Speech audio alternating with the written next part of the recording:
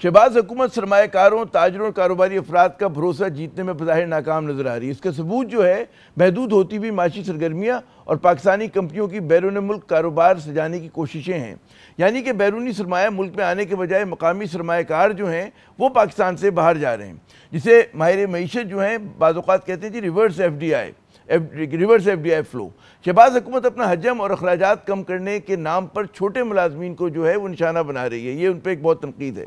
तजवीज़ है कि जी ग्रेड 1 से 16 तक के 1.5 लाख मुलाजमीन की असामियों को ख़त्म किया जाएगा। सख्त माशी सूरत हाल से निपटने का सारा बोझ जो है वो माशरे के कम आमदनी वाले तबके पर डाला जा रहा है।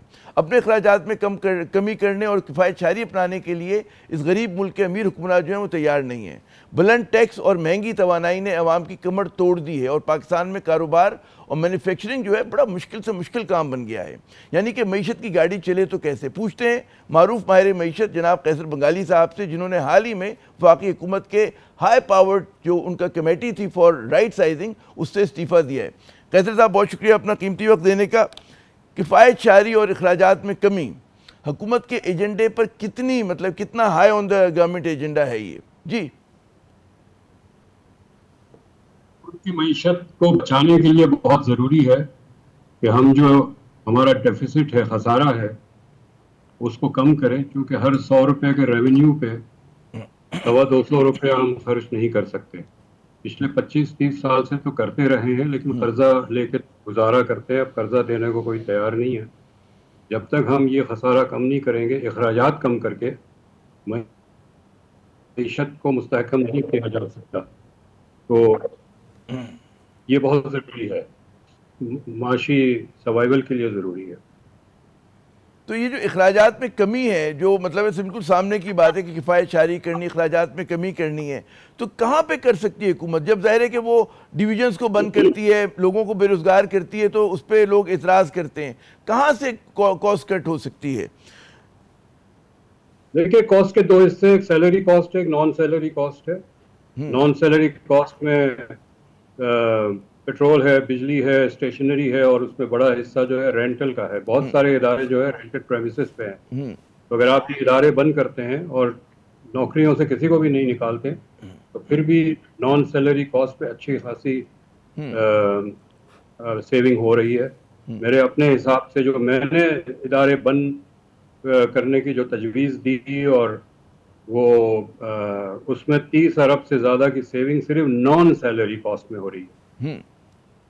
तो क्या 30 अरब रुपए काफ़ी होंगे? अगर इसकी कॉस्ट काफ़ी नहीं है, काफ़ी नहीं है, क्योंकि 30 अरब तो काफ़ी नहीं है, लेकिन पहला स्टेप तो लेना आप। अच्छा, बहुत सारे लोग हमें तकरीबन 1 अरब रुपया कम करना है, तो शुरू तो करें ना कहीं से। नीयत तो दिखाएं कि हुकूमत कम करना चाहती है। अच्छा, जो बात नीयत की होती है तो लोग इतराज़ करते हैं, जो आपने बड़ा अच्छा लफ्ज़ कहा कि जी नॉन सैलरी कॉस्ट, और उसमें पेट्रोल, बड़ी बड़ी गाड़ियाँ, ऐवान सदर का बढ़ा हुआ खर्च, वो वज़ीर आज़म हाउस का खर्च जो है बढ़ा दिया गया, लॉ मेकर्स के पर्क्स जो ये गए, सिम्बॉलिक है। लेकिन अगर इसमें भी कमी करते तो लगेगा ना आवाम को कि जी बोझ जो है हमारे हुक्मरान भी उठा रहे हैं, अब वहाँ तो कोई कमी नहीं हो रही है। उसका कितना असर पड़ता है और करना चाहिए आपके ख्याल में? देखिए, 18वीं तरमीम ने 40 सब्जेक्ट्स तकरीबन लोगों को दे दिए। उनके हिसाब से हमें 17 डिवीजन, 17 मिनिस्ट्रीज बंद करनी चाहिए, जो इन्होंने नहीं की है जी। तो इब्तिदा तो वहां से करें ना। हाँ। ये 17 डिवीजन और मिनिस्ट्रीज जो है ये गैर आईनी है, इसको तो पहले बंद करें।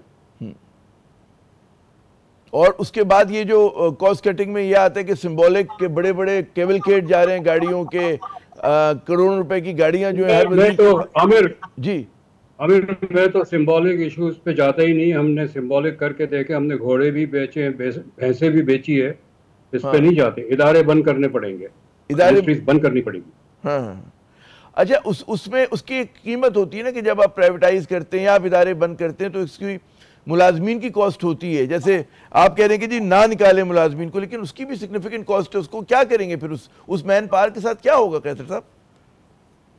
वो तो देखें ना, मैनेज HR का इशू है। वो आप पहले सरप्लस पूल में डाल दें, फिर उनको कहीं एब्जॉर्ब कर दें। कुछ गोल्डन हैंडशेक से चले जाएंगे, कुछ ओवर टाइम रिटायर हो जाएंगे, लेकिन नॉन सैलरी कॉस्ट तो बंद करें ना, जो आपके इख्तियार में है फौरन।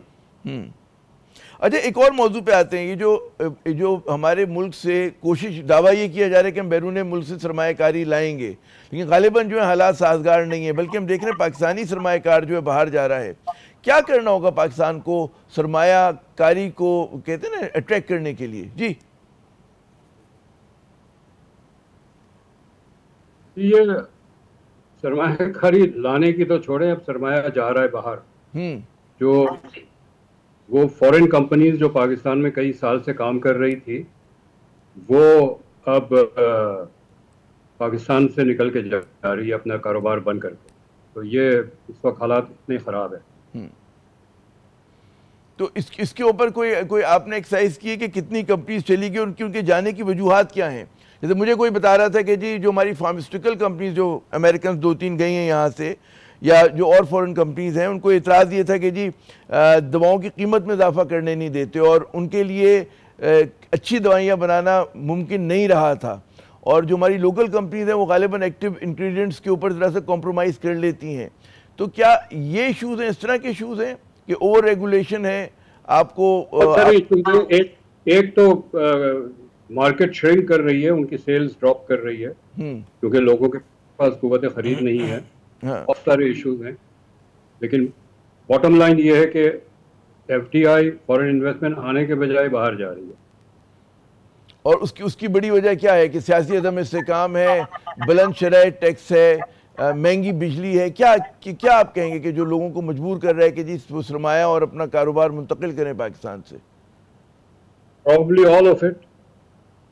یہ سارے مسائل ہیں جس کی وجہ سے جا رہے ہیں. اچھا آپ کیونکہ بیٹھے گورنمنٹ کمیٹی میں اور آپ کی گفتگو رہی ہے، مطلب ہے وہ لوگ جو فیصلہ کر رہے ہیں، کیا سنسیئرٹی کی کمی ہے، ان کی اہلیت کی کمی ہے، کیا وجہ ہے کہ درست فیصلہ وہ نہیں کر پا رہے آپ کے نزدیک؟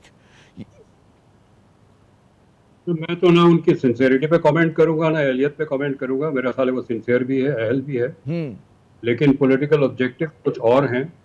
وہ جو کمپرومائزز کرنے ہیں وہ ہماری جو ریاست جو ہے وہ کرنے کو تیار نہیں ہے.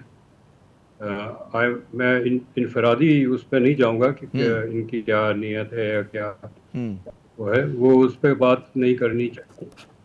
بات یہ ہے کہ سسٹم جو ہے وہ کمپرومائز کرنے کو تیار نہیں ہے. لیکن پھر اس میں سنسیئرٹی آ جاتی نا کہ اگر آپ کے پولیٹیکل ول کی کمی ہے آپ میں، تو سنسیئرٹی تو پھر کوسچن ہو جائے گی. چلیں اہلیت نہ بھی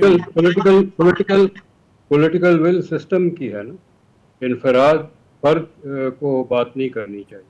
جی بہت بہت شکریہ قیصر بنگالی صاحب، آپ نے اپنا قیمتی وقت دیا. ناظرین بات یہ کہ کہتے ہیں نا کہ بات پولیٹیکل ول کی بھی ہوتی ہے اگر اہلیت پہ آپ سوال نہ اٹھائیں. اور صحیح بات یہ کہ جی پاکستان میں جب تک آپ بیرون سرمایہ کاری لانا چاہ رہے ہیں، لیکن جب تک آپ مقامی سرمایہ کار کو حوصلہ نہیں دیں گے، اس کو اپنی مارکیٹ پہ یقین نہیں ہوگا، اس وقت تک وہ خود جب تک سرمایہ نہیں لگائیں گے تو بیرون ملک سے سرمایہ نہیں آئے گا.